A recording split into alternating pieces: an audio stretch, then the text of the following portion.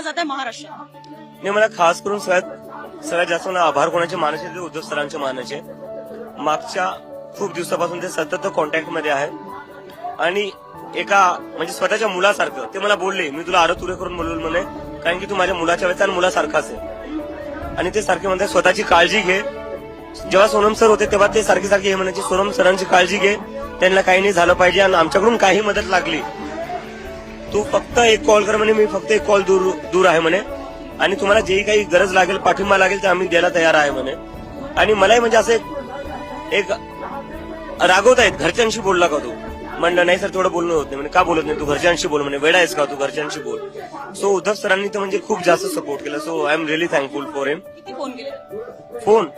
phone म्हणजे मला कालही आला, जेव्हा सोनम सरांचं झालं तेव्हाही मला त्यांचा फोन आला आणि म्हणे तू काही टेन्शन घेऊ नको, तुला काही लागलं तर आणि गरज पडली तर मी येईल म्हणे तिकडं, पण तू